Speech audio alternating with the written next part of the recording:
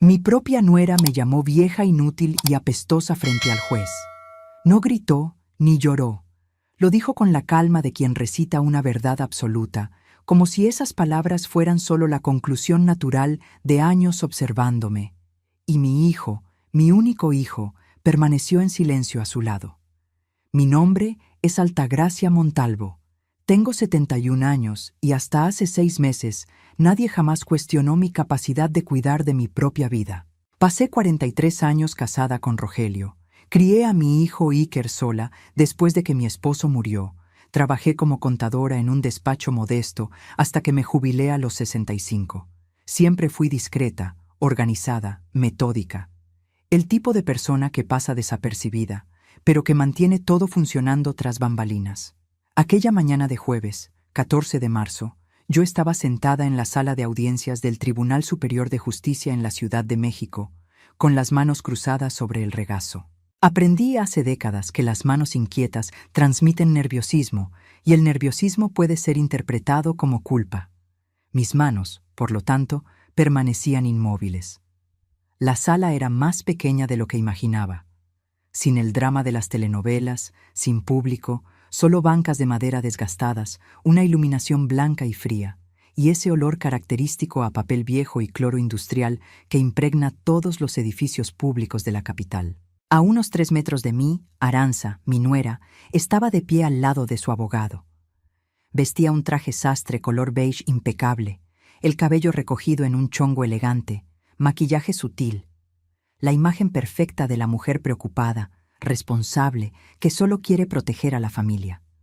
La reconocí de inmediato, no a la Aranza real, sino a la versión que ella ensayaba para las ocasiones importantes.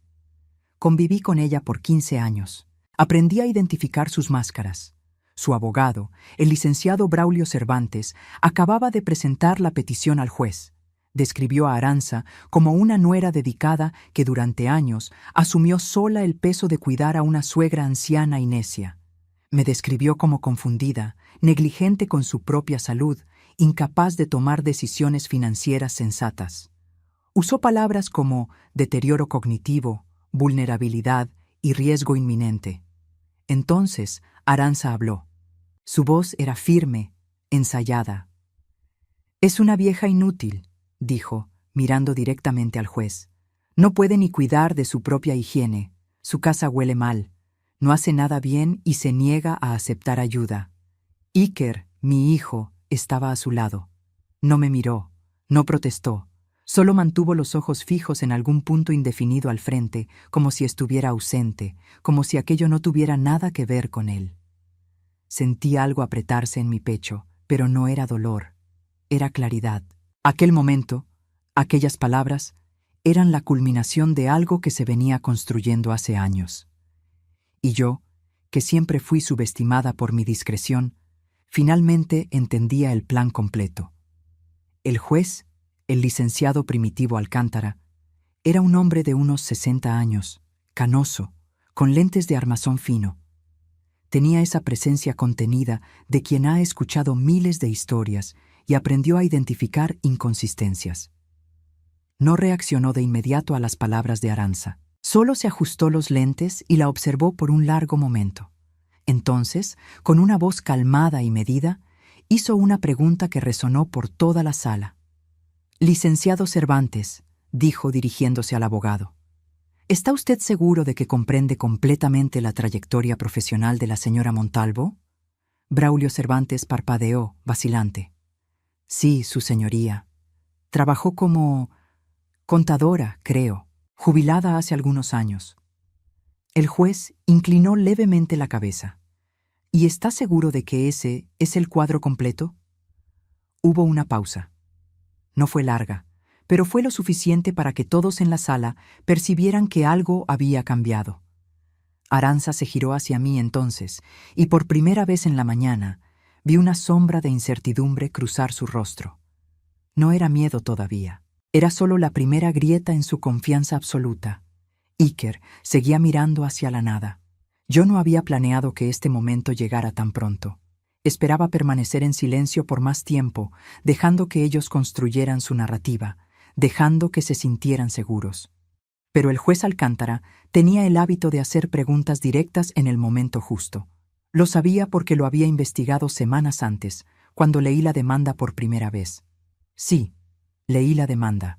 No solo la leí, analicé cada palabra, cada alegato, cada documento anexo, porque durante 35 años no fui solo una contadora común, fui auditora fiscal del SAT. Pasé décadas investigando fraudes tributarios, rastreando desvíos, identificando inconsistencias en declaraciones financieras. Mi trabajo era encontrar lo que la gente intentaba esconder.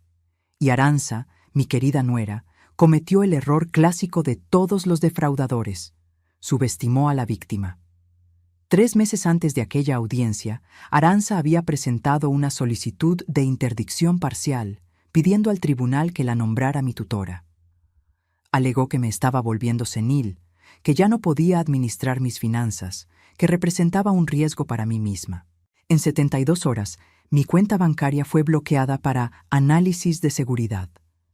Mi seguro de gastos médicos empezó a ser cuestionado.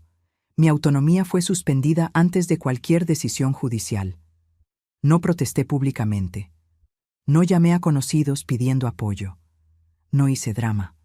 Solo observé, documenté y esperé. Porque mire usted, pasar una vida entera auditando empresas me enseñó algo fundamental. Las personas mienten, pero los números no. Y cuando alguien intenta esconder algo, siempre deja rastro. Siempre.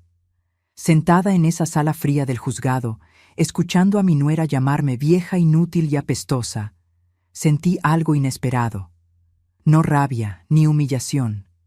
Sentí una especie de paz, porque sabía exactamente lo que Arantxa había hecho. Sabía dónde se había equivocado. Y sabía que, al presentar esa demanda, había activado sistemas que ya no podría controlar. El juez Alcántara golpeó levemente su pluma sobre la mesa. «Señora Montalvo», dijo, finalmente volviendo su atención hacia mí, «usted ha permanecido en silencio hasta ahora. ¿Es eso intencional?» «Sí, su señoría», respondí con voz firme. «¿Por qué?» Lo miré directamente, sin desviar la vista. Porque esta demanda se basa en suposiciones, y las suposiciones tienden a desmoronarse cuando los hechos se presentan prematuramente. El silencio que siguió fue absoluto. Arantxa inspiró hondo. Sus hombros se pusieron visiblemente tensos. Iker finalmente me miró y por primera vez en meses nuestras miradas se encontraron. Vi confusión en sus ojos, tal vez hasta un destello de reconocimiento. El juez Alcántara asintió lentamente. «Muy bien», dijo. «Licenciada Jimena Gallegos, puede proceder cuando esté lista». Mi abogada, la licenciada Jimena Gallegos, se levantó con movimientos calmos y precisos. Era una mujer de mediana edad, experimentada, con una mirada afilada que no perdía detalle. La había elegido con cuidado. Y Arantxa, por primera vez desde que presentó esa demanda, pareció genuinamente preocupada. La primera vez que Arantxa me llamó inútil no fue en el juzgado. Fue hace 3 años, en la sala de mi casa en Coyoacán, en una tarde de domingo sofocante. Iker y ella habían venido a comer, como hacían cada fin de semana. Yo había preparado un mole poblano, la receta que Iker amaba desde niño. Arantxa apenas tocó la comida. Se quedó moviendo el celular, suspirando alto, haciendo esos ruidos de desaprobación que algunas personas usan para llamar la atención sin tener que hablar. Cuando me levanté a buscar el postre, escuché su voz viniendo de la cocina, a donde me había seguido. «Altagracia, necesitamos hablar sobre esta casa». La miré, secándome las manos en el mandil. «¿Qué tiene la casa?» Miró alrededor con una expresión de disgusto mal disfrazado. «Se está volviendo vieja para que la cuides sola. El patio está descuidado. Hay humedad en la pared del cuarto y ese olor...» «¿Qué olor?», pregunté. «Ese olor de casa vieja, de humedad, de cosa mal cuidada». No respondí de inmediato. La casa tenía 40 años, sí. Rogelio y yo la compramos recién casados. Criamos a Iker ahí. Era una casa sencilla, 3 recámaras, un patio con un árbol de níspero, pisos de parqué que yo enceraba cada mes. Tenía sus marcas del tiempo, como todo lo que se vive, pero estaba limpia. Siempre lo estuvo. La casa está bien cuidada, Aranza. Ella suspiró con impaciencia. No te das cuenta, Altagracia, pero se está volviendo difícil para ti. Iker está preocupado. Miré por la puerta de la cocina. Iker estaba en la sala, viendo el fútbol, ajeno a la conversación.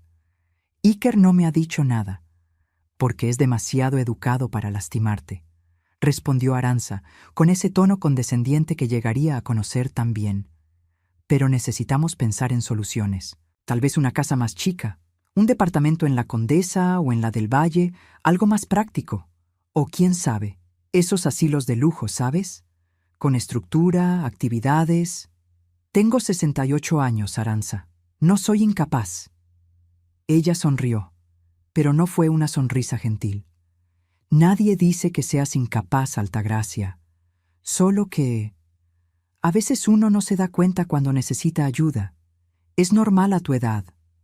Regresé a la sala con el postre. Iker comió 2 rebanadas de flan y me felicitó, como siempre hacía. Aranza lo rechazó, diciendo que estaba a dieta.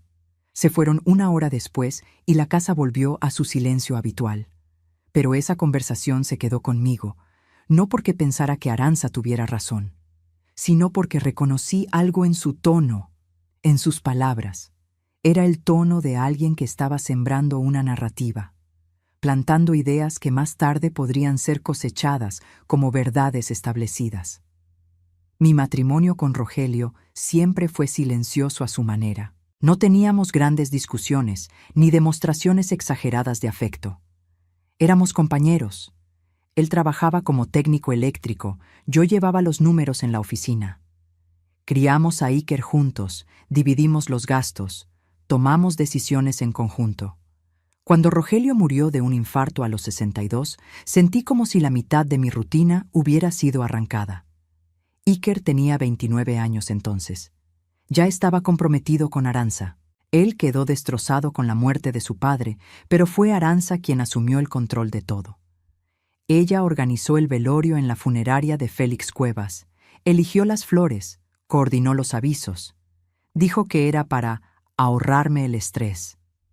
En ese momento se lo agradecí. Estaba exhausta, de luto, intentando procesar la pérdida.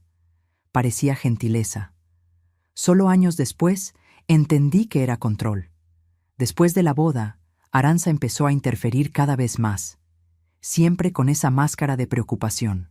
Sugería que no manejara de noche por el tráfico de la ciudad, que era peligroso. Insistía en que Iker me acompañara a mis citas en el médico, porque a veces los doctores hablan muy rápido y podrías no entender bien. Se ofrecía a hacerme el súper para ahorrarme el cansancio. Al principio me negaba. Siempre fui independiente. Pero Aranza tenía una habilidad especial para hacer que sus intrusiones parecieran cuidado. E Iker, mi hijo dulce y conciliador, siempre apoyaba a su esposa. «Mamá, ella solo trata de ayudar. ¿Por qué no lo aceptas?» «Porque aceptar ayuda que no necesito es ceder el control», pensaba yo. Pero no lo decía. No quería parecer necia. No quería crear conflicto entre mi hijo y su esposa. Así que empecé a ceder. Cosas pequeñas. Un aventón aquí, una compra allá. Aranza acompañándome a una cita, luego a 2. Fue gradual, sutil. Hasta que un día, sin que me diera cuenta exactamente de cuándo, ella se había convertido en la persona a la que todos consultaban cuando el tema era yo. El cambio crítico ocurrió hace 2 años, cuando tuve un episodio de vértigo muy fuerte. Me quedé una semana con mareos, náuseas, sin poder salir de casa. Iker estaba viajando por trabajo a Querétaro. Aranza apareció diciendo que se quedaría conmigo hasta que me recuperara. Trajo una maleta. Durmió en el cuarto de visitas. Preparaba mis comidas, controlaba mi medicina, contestaba el teléfono por mí. Al principio fue un alivio. Pero después de 3 días, empecé a notar cosas extrañas. Revisaba mis cajones. Decía que estaba organizando, pero notaba que los documentos estaban fuera de lugar. Recibos que siempre dejaba en una carpeta específica aparecían en otra. Empezó a preguntarme sobre mi pensión, sobre mis ahorros en la Afore, sobre la casa.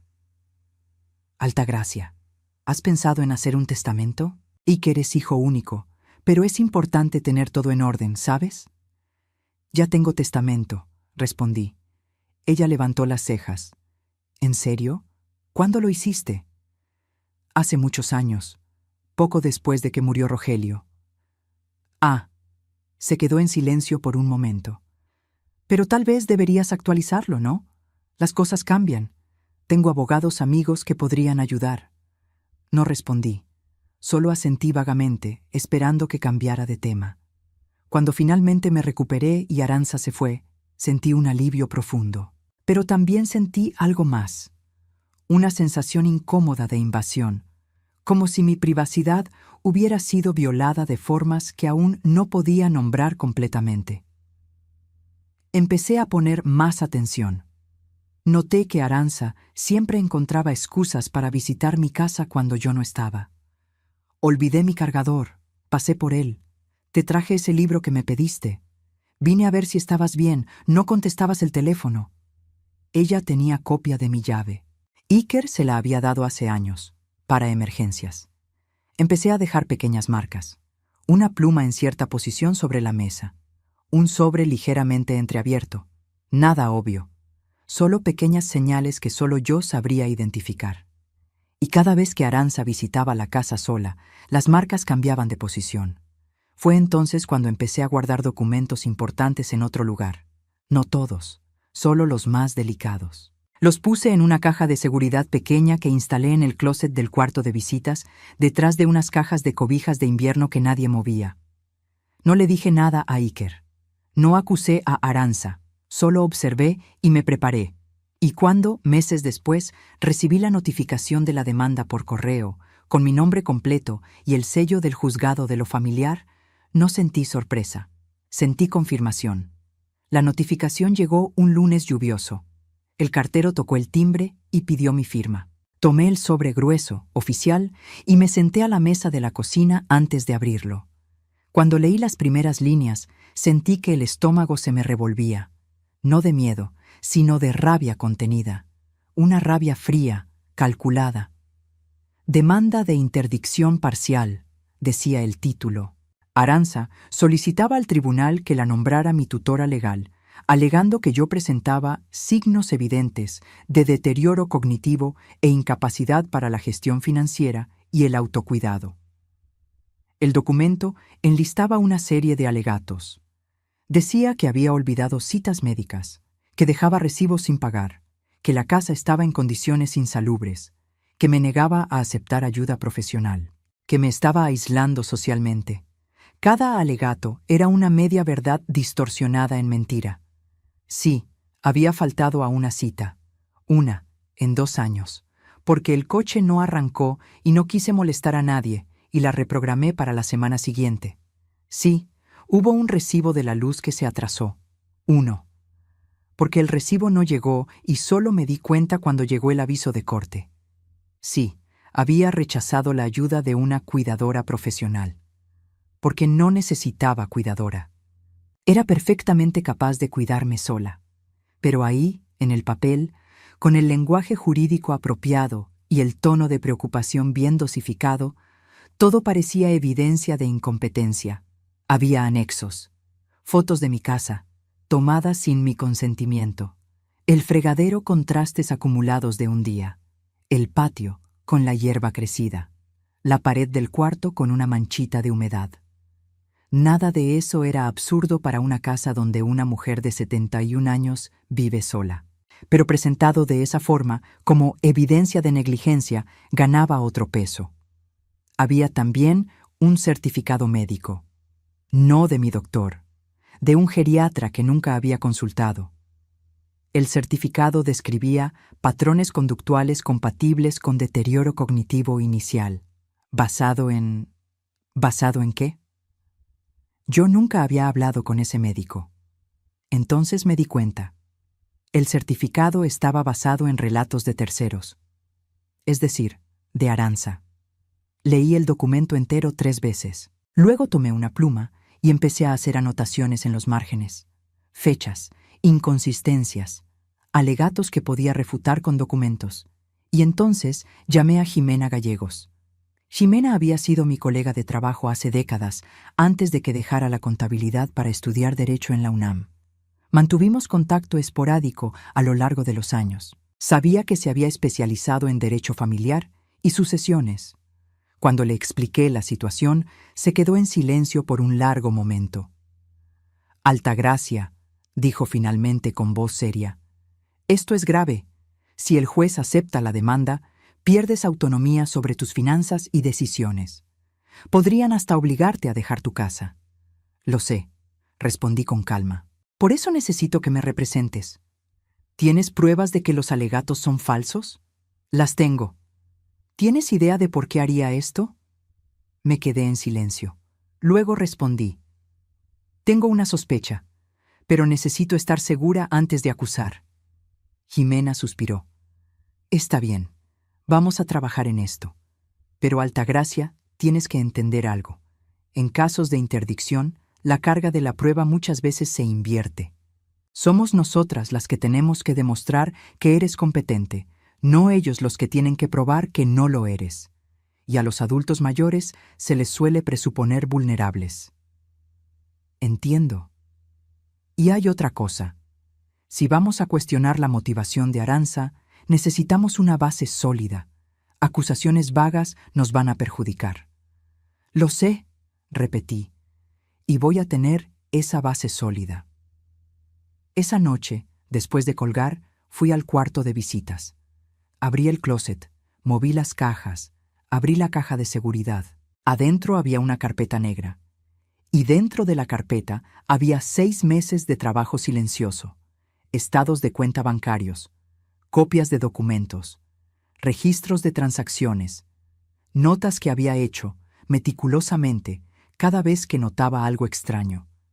Porque, mire usted, cuando trabaja 35 años auditando empresas para el gobierno, desarrolla ciertos instintos, aprende a reconocer patrones, aprende que las pequeñas inconsistencias suelen indicar problemas mayores. Y yo había notado inconsistencias. Empezó hace 1 año y medio, cuando noté un retiro de 3,200 pesos en mi cuenta corriente. No era una cantidad exagerada, pero no recordaba haber hecho ese retiro. Llamé al banco. Dijeron que se había hecho en el cajero automático, con mi tarjeta y mi NIP. Pero yo no había hecho ese retiro. Cuestioné. Dijeron que probablemente se me había olvidado. Insistí. Abrieron una verificación interna que no llegó a nada. Cambié el NIP de la tarjeta. 2 semanas después, otro retiro, 2,800 pesos. Esta vez, cancelé la tarjeta de inmediato. Entonces empezaron las transferencias. Pequeñas, 800 pesos aquí, 1,200 allá. Siempre por debajo de los 5,000 pesos, el límite que requiere confirmación adicional. Siempre a una cuenta que no conocía. Llamé nuevamente al banco. Dijeron que las transferencias se habían hecho por la banca móvil, con mi usuario y contraseña. Pero yo rara vez usaba la aplicación. Prefería ir al banco en persona. Fue cuando empecé a investigar de verdad. Solicité el historial completo de transacciones. Rastré cada transferencia sospechosa. Identifiqué patrones. Los movimientos ocurrían siempre en días específicos. Días en que Arantxa visitaba mi casa sola. La cuenta destinataria estaba a nombre de una empresa. Servicios de Consultoría Integral ACSA de CV. Busqué en el portal del Registro Público de Comercio. La empresa existía.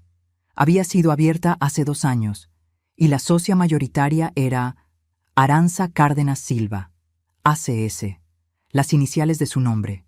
Había creado una empresa fantasma. Estaba desviando dinero de mi cuenta a la cuenta de la empresa. Y como tenía acceso a mi casa, probablemente había descubierto mis contraseñas. Documenté todo. Cada transacción, cada fecha, cada coincidencia. Pero no confronté a nadie. No acusé. Porque sabía que, sin el contexto jurídico apropiado, sin una investigación oficial, mis acusaciones sonarían como paranoia de una mujer anciana. Así que esperé. Y cuando la demanda de interdicción llegó, entendí que Arantxa estaba tratando de anticiparse a cualquier cuestionamiento.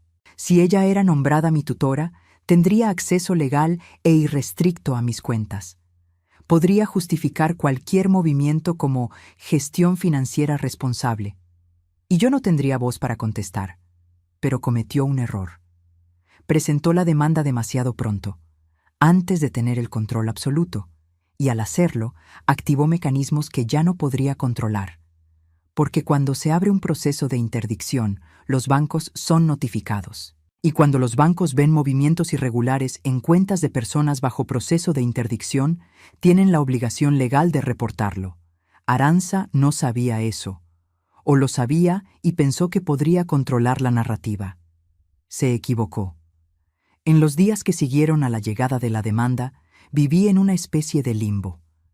Mi cuenta bancaria fue bloqueada para análisis.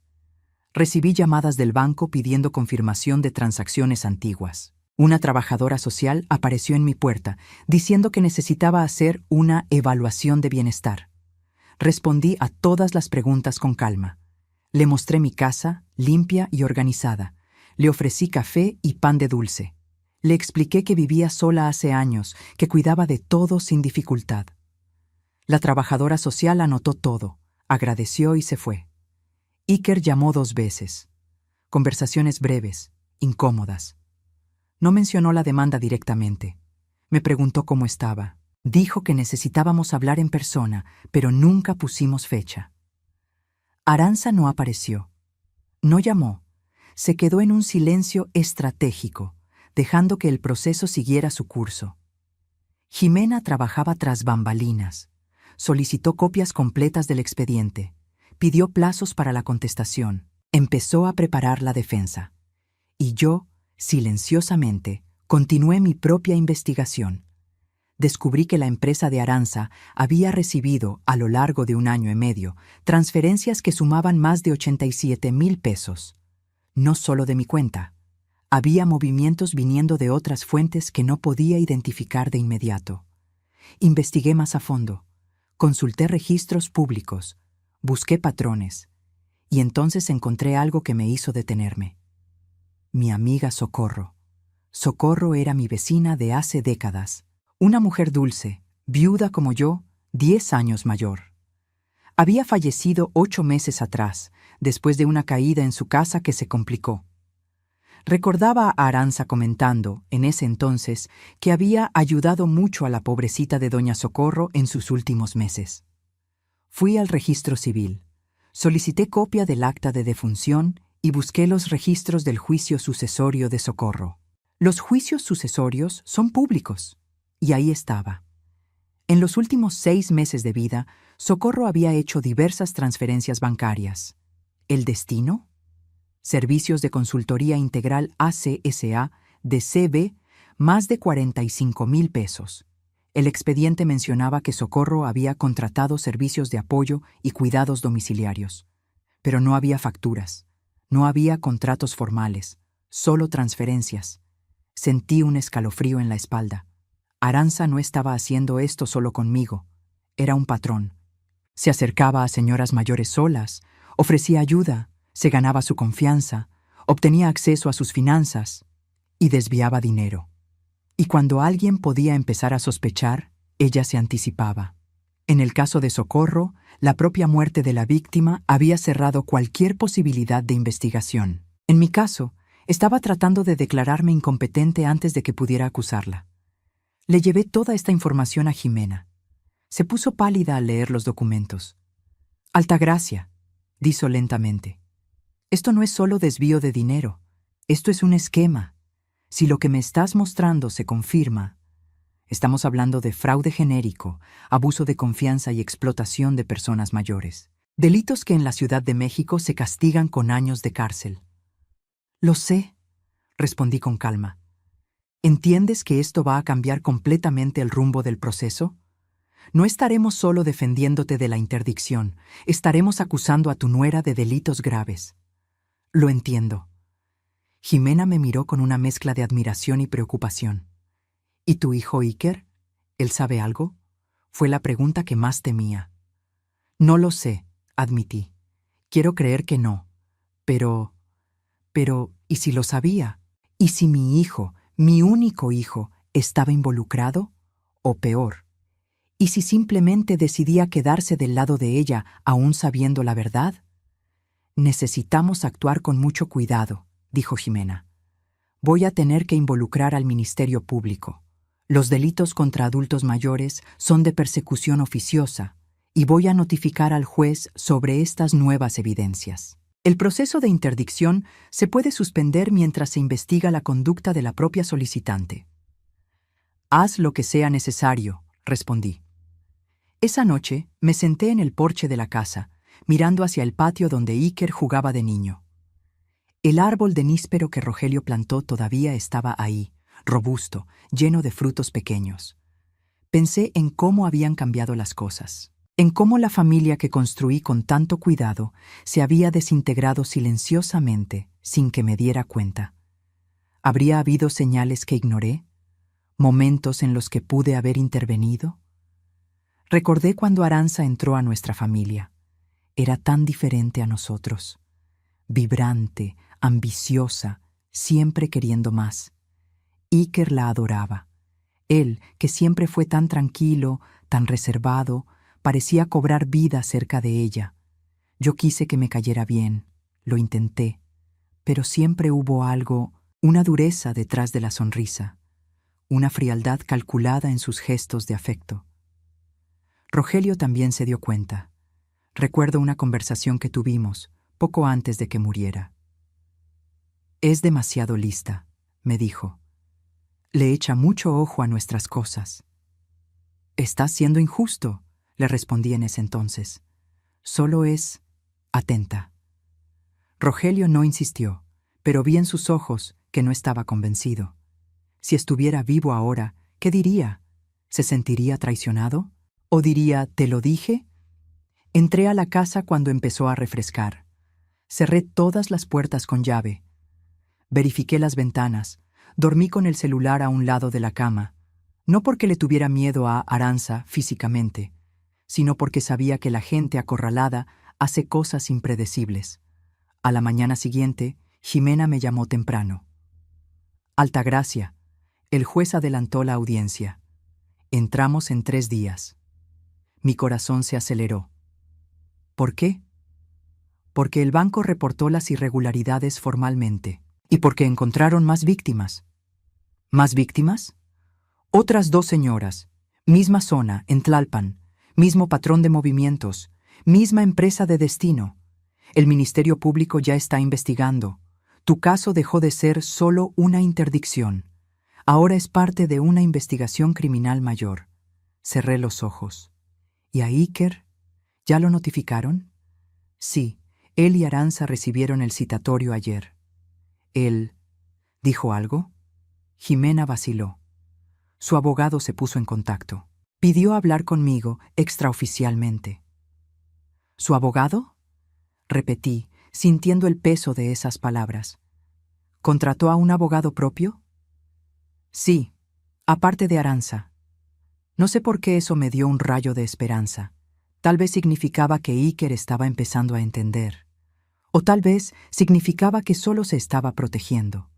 De cualquier forma, en 3 días, todos estaríamos en esa sala de audiencia. Y la verdad, toda la verdad, saldría a la luz. La mañana de la audiencia amaneció gris y fría. Me vestí con cuidado. Una blusa de botones azul marino, pantalón negro, zapatos bajos cómodos. Nada extravagante, nada que llamara la atención. Me recogí el cabello en un chongo sencillo. Me miré al espejo y vi a una mujer de 71 años que cargaba el peso de revelaciones dolorosas, pero que no se doblaría ante ellas. Jimena pasó por mí a las 8 de la mañana. Fuimos en silencio hasta el tribunal.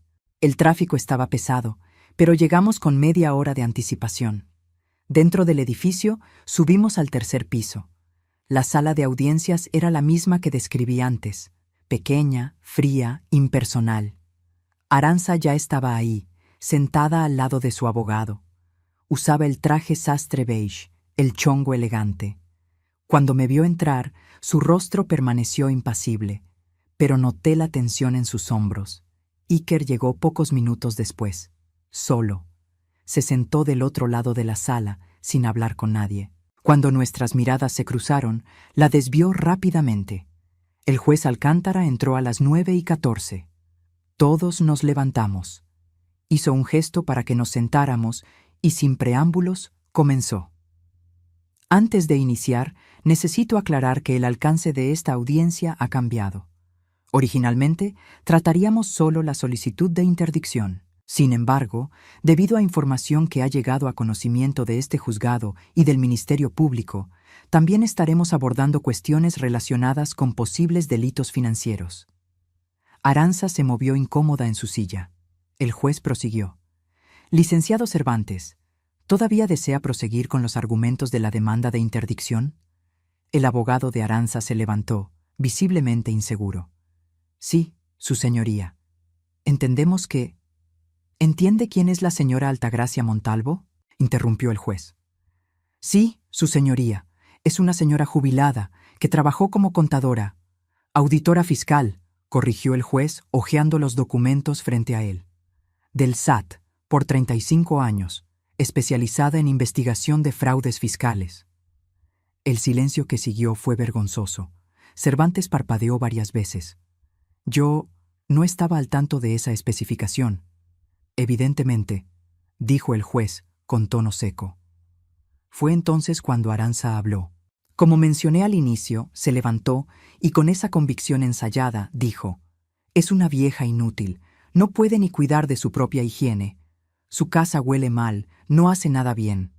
El juez la encaró. «Siéntese, señora Arantza». Ella obedeció, pero mantuvo la barbilla en alto, desafiante. El juez entonces se giró hacia Jimena.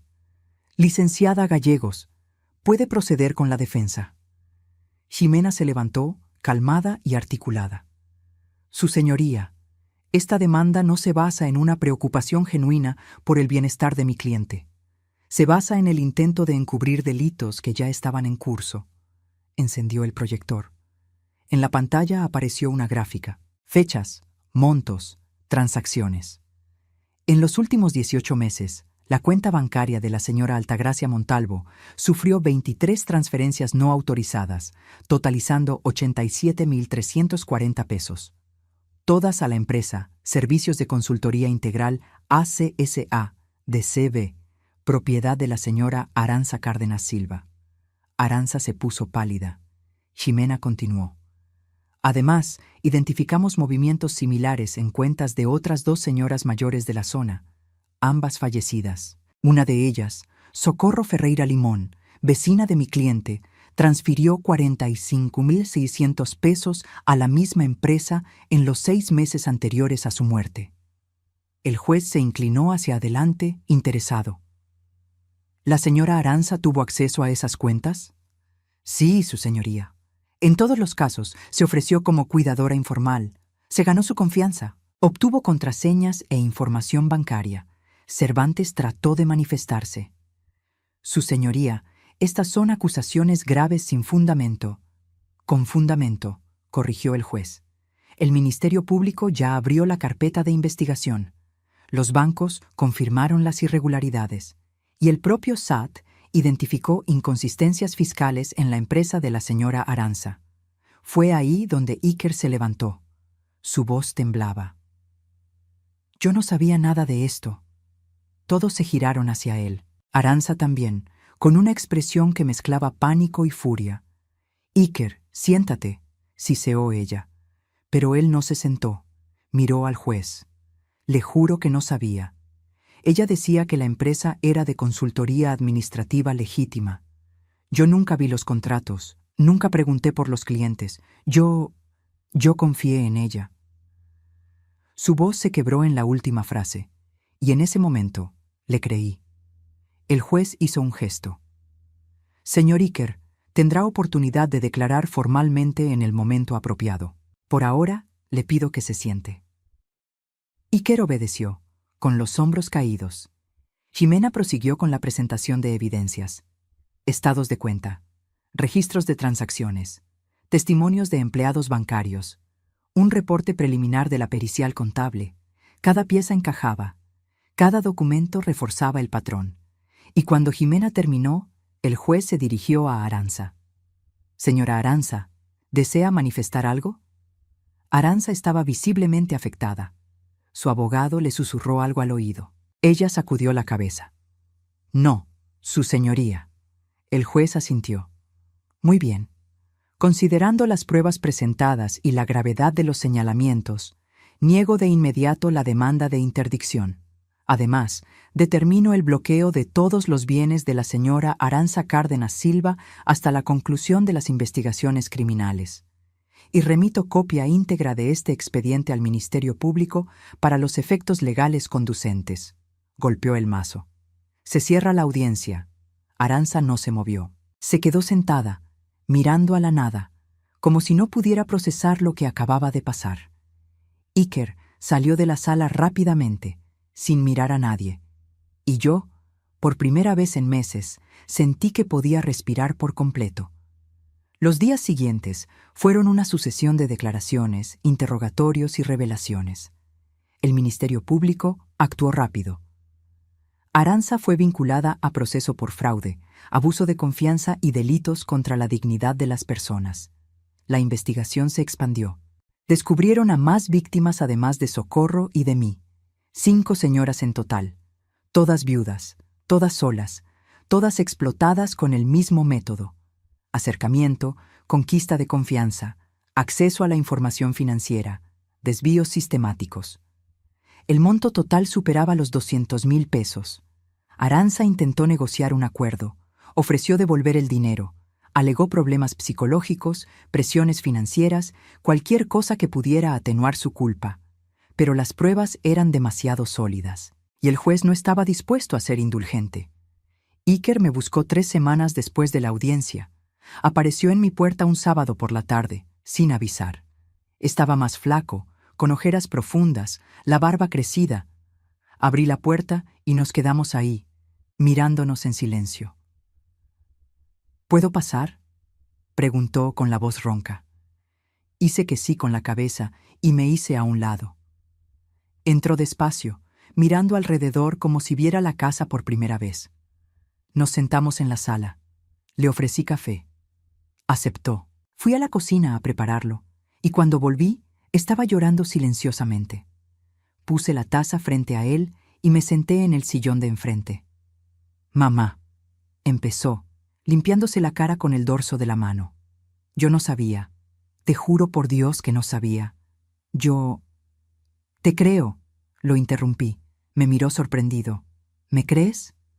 «Sí, tú no eres así, Iker. Fuiste engañado, como muchas otras personas». Sollozó. «Pero debí darme cuenta, debí poner más atención. ¿Cómo pude estar tan ciego? Porque era tu esposa, porque confiabas en ella, porque es más fácil ver las señales desde afuera que desde adentro». Sacudió la cabeza, desesperado. «Me hizo creer que te estabas volviendo senil. Decía que se te olvidaban las cosas, que estabas confundida, que necesitabas ayuda. Y yo le creí. Pensé que estaba haciendo lo correcto al apoyarla. Es muy buena manipulando», respondí con calma. «Nos lo hizo a todas». Iker se pasó las manos por la cara. «Le pedí el divorcio, la semana pasada. No puedo más, no puedo verla a la cara. Es lo más sensato, pero eso no cambia lo que pasó, no cambia que te fallé, que dejé que ella te lastimara». Me incliné hacia adelante, tomando su mano. «Iker, tú fuiste víctima tanto como yo, tal vez de formas distintas, pero lo fuiste. Y yo no te culpo, jamás te culparía». Lloró un poco más. Luego, lentamente, empezó a hablar. Me contó cómo Arantxa había cambiado en los últimos años, cómo se había vuelto más fría, más calculadora, cómo sentía que estaba perdiendo a la mujer que amaba, pero no entendía por qué. Él no sabía de la empresa, no sabía de los desvíos. Creía genuinamente que Arantxa estaba ayudando a señoras mayores como una labor voluntaria. «Siempre fue tan buena pareciendo bondadosa», dijo con amargura. «Los sociópatas lo son», respondí. «Así funcionan. Nos quedamos platicando hasta el anochecer. Fue doloroso, fue necesario. Y al final, cuando se fue, sentí que, a pesar de todo, mi hijo seguía siendo mi hijo. El juicio ocurrió 6 meses después. Arantxa fue condenada a 8 años de prisión, además de la restitución íntegra de los montos desviados a todas las víctimas, más intereses y actualizaciones. Apeló. El recurso fue negado. En la sentencia, el juez fue claro. Los delitos contra adultos mayores no serían tolerados. Y la premeditación, la frialdad calculada con la que Arantxa actuó, hacían su culpa aún más grave. Mi vida volvió lentamente a la normalidad. Mi cuenta fue desbloqueada. Recibí de vuelta parte del dinero robado. No todo todavía, pero el proceso de restitución estaba en marcha. Seguí viviendo sola. Iker empezó a visitarme con más frecuencia, trayendo el mandado, ayudando con reparaciones pequeñas en la casa, pero respetando mi espacio, respetando mi autonomía. Encontré una rutina. Ejercicio 3 veces por semana. Círculo de lectura los jueves. Voluntariado los sábados en una asociación que ayuda a personas mayores en situación de calle. Porque, irónicamente, la experiencia me enseñó algo importante. No era la única. Había miles de personas mayores siendo explotadas silenciosamente. Y si mi historia podía ayudar a exponer esos delitos, a animar a otras víctimas a denunciar, entonces algo bueno habría salido de todo aquello. Di entrevistas. Participé en campañas de concientización. Di pláticas en centros comunitarios sobre cómo identificar señales de abuso financiero. Y en cada evento repetía el mismo mensaje. Ser mayor no significa ser incapaz. Pedir ayuda no es debilidad, pero aceptar un control indebido es peligroso, y el silencio nunca protege a nadie. Hoy, 2 años después de la audiencia, vivo una vida tranquila pero plena. La casa sigue siendo la misma. El árbol de níspero da frutos cada año. El piso de parqué sigue encerado. Iker se casó de nuevo, con una mujer llamada Fernanda. Es gentil, respetuosa y no intenta controlar nada. Me cae bien de verdad. Me dieron un nieto, Santiago, de 6 meses. Cuando lo cargué por primera vez, sentí una emoción que no esperaba. Un nuevo comienzo, una esperanza renovada. A veces pienso en Arantxa, no con rabia, sino con una especie de lástima distante. Desperdició su inteligencia, su talento, en esquemas que solo podían terminar mal. Eligió explotar en lugar de construir. Y ahora está pagando el precio en el penal de Santa Marta, Acatitla. Iker me dijo que nunca pidió perdón, ni a él ni a las víctimas. Se sigue considerando injusticiada, incomprendida, típico de quien nunca asume su responsabilidad. Yo no espero disculpas, no las necesito para seguir adelante. ¿Qué aprendí de todo esto? Que ser subestimada puede ser una ventaja estratégica, que el silencio no es lo mismo que la ignorancia, que la edad no define la competencia, y que, a veces, la mejor venganza no es devolver el golpe, sino simplemente dejar que la verdad hable por sí misma. Aprendí también que la familia es compleja, que el amor no es sinónimo de ceguera, que perdonar no significa olvidar, sino liberar el peso del resentimiento para poder vivir plenamente. Y aprendí que nunca es tarde para volver a empezar, para defenderse, para exigir dignidad. Si llegaste hasta aquí, gracias por escuchar mi historia. Gracias por dedicar tu tiempo a conocer este camino difícil pero necesario. Si conoces a alguien que pueda estar pasando por una situación similar, por favor, mantente atento. Pregunta. Ofrece ayuda, pero respeta su autonomía. Las personas mayores no somos niños. Somos adultos con historias, experiencias y capacidades. Si eres una persona mayor siendo explotada, sabe que no estás sola. Existen mecanismos de protección. Hay gente que puede ayudar. Y sobre todo, tu voz importa. Tu testimonio tiene poder. No te calles por miedo a causar problemas. No te calles por una lealtad equivocada. No te calles porque alguien te convenció de que eres incapaz. No lo eres. Y si te gustó esta historia, si te tocó de alguna forma, Te pido que te suscribas al canal. Deja un comentario contando desde dónde nos ves, qué hora es allá, qué sentiste al escuchar este relato. Dale clic al botón de me gusta, comparte con quien creas que necesita escuchar este mensaje. Y si quieres hacer todavía más, considera unirte como miembro del canal. Tu apoyo nos permite seguir trayendo historias como esta, historias que necesitan ser contadas, que necesitan ser escuchadas, porque nuestra voz, la voz de los mayores, la voz de los subestimados, merece ser amplificada. Y juntos somos más fuertes. Gracias por estar aquí.